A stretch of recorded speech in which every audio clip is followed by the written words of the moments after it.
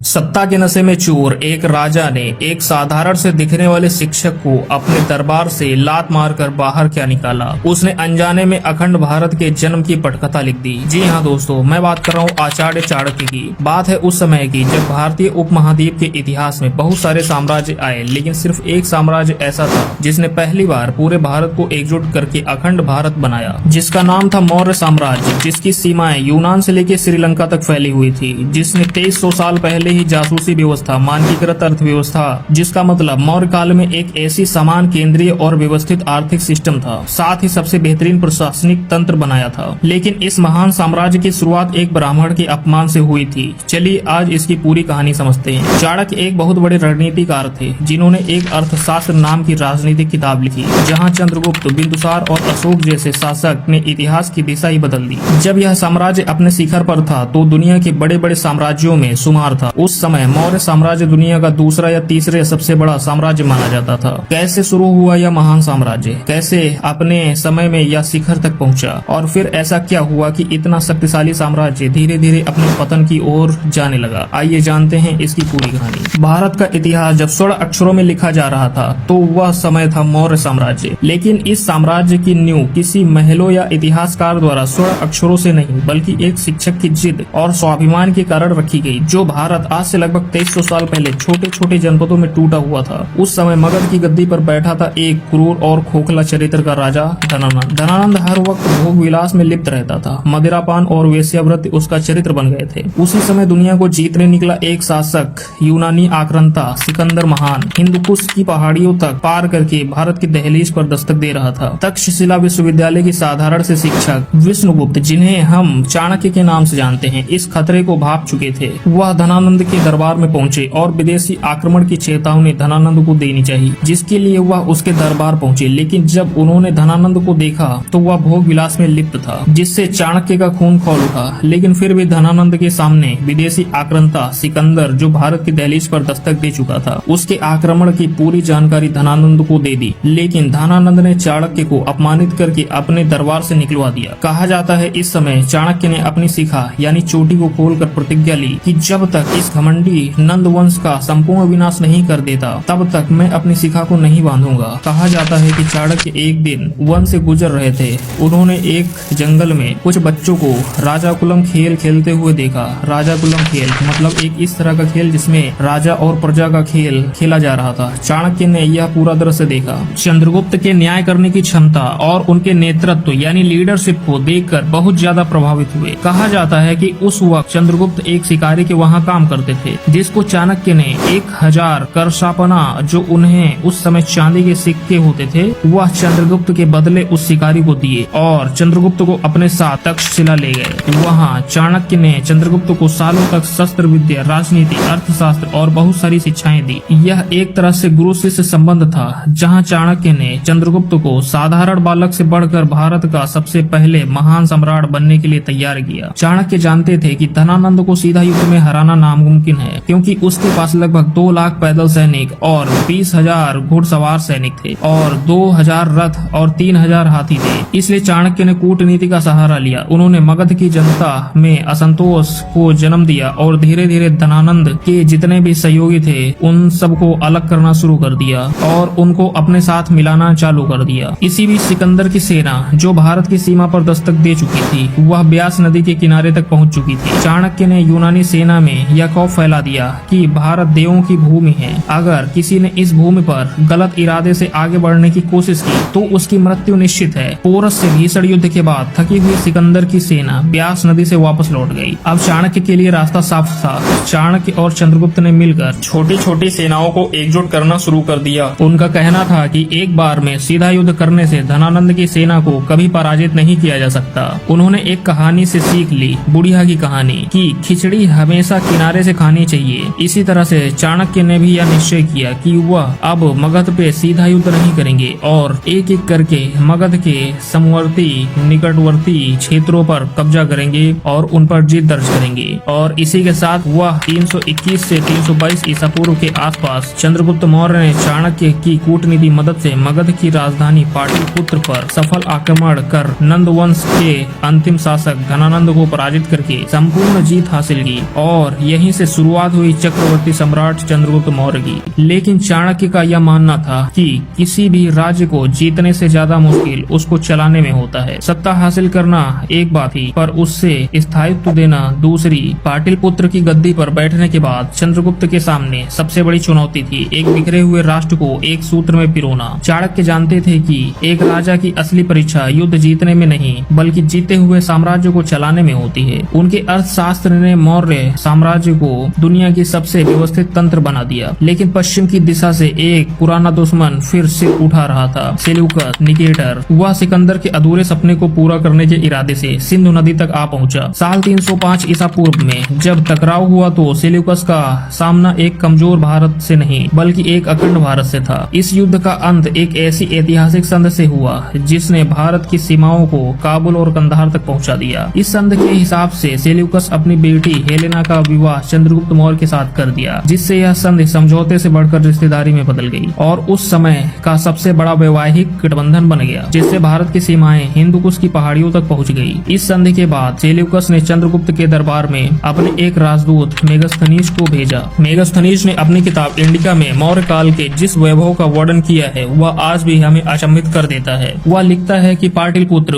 उस समय का दुनिया का सबसे खूबसूरत और वैभवपूर्ण शहर था। सम्राट की सुरक्षा का घेरा इतना अवैध था कि वह अपनी जान के डर से कभी भी लगातार 2 रात एक कमरे में नहीं रहते थे। चाणक्य और चंद्रगुप्त ने मिलकर एक ऐसा गुप्तचर दल बनाया था जिसे साम्राज्य के हर कोने की खबर बिजली की गति से सम्राट तक पहुंच जाती थी। न्याय व्यवस्था इतनी कठोर और इतनी निष्पक्ष थी कि लोग घरों में ताले लगाना भूल गए थे। ऐसा कहा जाता है कि उस समय चोरी चकारी जैसे लुप्त ही हो गई थी। सप्ताह के इस शिखर पर पहुंचने के बाद लगभग 24 साल के उपरांत चंद्रगुप्त का मन संसार से विरक्त होने लगा। इसी बीच मगध में 12 वर्षों का भीषण अकाल पड़ा और प्रजा के दुखों और विनाश ने चंद्रगुप्त को अंदर से झकझोर कर रख दिया। शांति की तलाश में वो जैन मुनि भद्र भाव की शरण में गए और जैन धर्म को अपना लिया। इतिहास का वह शक्तिशाली सम्राट जिसने यूनानियों को घुटने टेकने पर मजबूर कर दिया था, उसने अपने सिंहासन अपने बेटे बिंदुसार को सौंप दिया। वह स्वयं कर्नाटक की स्वर्ण वेल गोला की पहाड़ियों में चले गए। सांधारा विधि यानी बिना भोजन खाए प्राणों को त्याग दिया। चंद्रगुप्त ने पूरी जिंदगी एक चक्रवर्ती सम्राट और वीर योद्धा की तरह बिताई, लेकिन अंत एक शांत और वैरागी रूप में हुआ। अब सत्ता की बागडोर बिंदुसार के हाथों में थी, जिसे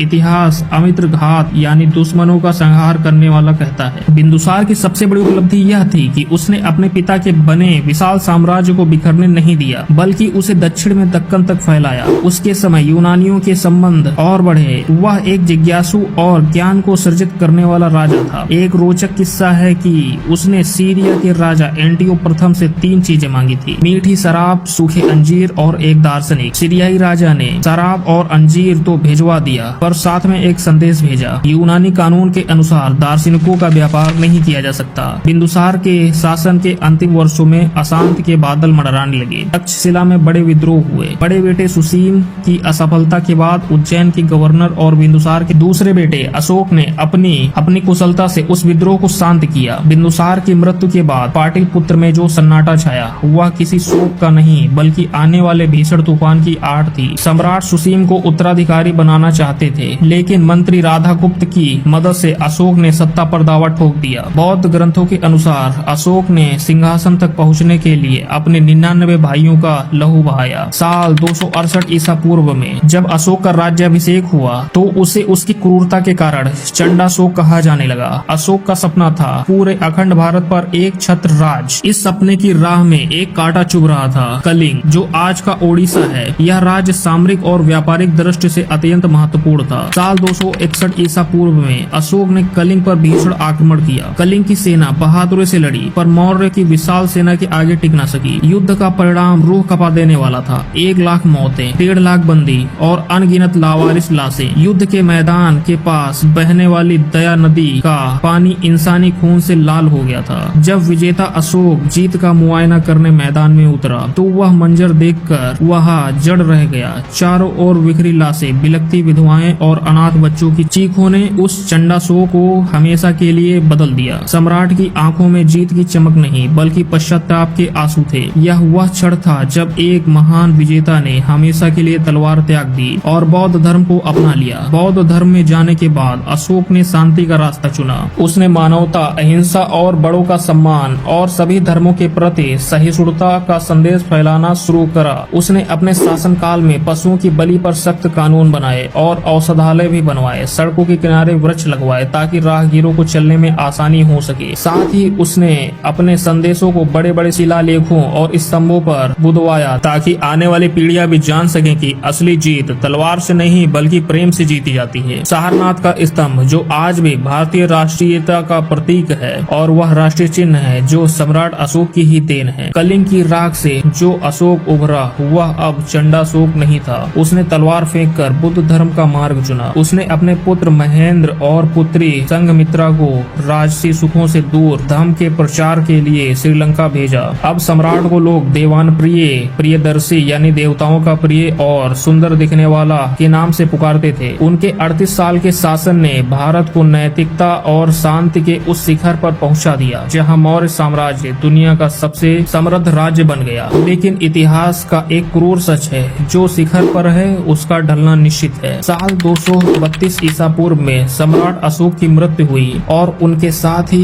वह अजय शक्ति भी विदा हो गई जिसने पूरे भारत को एक सूत्र में पिरोया था। अशोक के उत्तराधिकारी उतने सक्षम नहीं निकले। उनके पुत्र कुणाल दृष्टिहीन थे जिसके कारण शासन की बागडोर बिखर गई। अखंड भारत दो टुकड़ों में बट गया। पश्चिमी हिस्सा कुणाल के पास और पूर्वी हिस्सा अशोक के पौत्र दशरथ के पास। दशरथ ने अपने दादा की तरह देवानप्रिय की उपाधि तो ले ली पर वे उनके जैसा व्यक्तित्व और प्रताप नहीं ला सके। मगध की पकड़ दूर दराज के प्रांतों से ढीली होने लगी। इसके बाद संप्रति राजा बने जिन्होंने जैन धर्म को संरक्षण दिया और कुछ हद तक सीमाओं की रक्षा की। लेकिन साम्राज्य के अंदरूनी घाव इतने गहरे हो चुके थे कि उन्हें भरना नामुमकिन था। उनके बाद आए सालिशुक, देववर्मन और शतधन्वन जैसे शासक मौर्यों की उस महान विरासत को संभालने में पूरी तरह विफल रहे। मौर्य साम्राज्य के ढहने के पीछे कई कड़वे सच छिपे थे। अहिंसा की सैन्य कीमत। अशोक के धर्म ने शांति तो दी लेकिन इसकी कीमत सेना को चुकानी पड़ी। जो सेना युद्ध के लिए हमेशा तत्पर रहती थी वह शांति के लंबे दौर में सुस्त पड़ गई। सीमाएं असुरक्षित हुई और यूनानी आक्रांताओं ने एक बार फिर भारत की दहलीज पर कदम रख दिया। आर्थिक बोझ, विशाल नौकरशाही, जासूसों का जाल और लाखों सैनिकों का खर्च मगध के खजाने को खोखला कर रहा था। ऊपर से हजारों स्तूपों का निर्माण और धर्म के प्रचार किया गया जिसमें खर्च और अर्थव्यवस्था के लिए बोझ बन गया। बाद के राजाओं ने कर यानी टैक्स बढ़ाए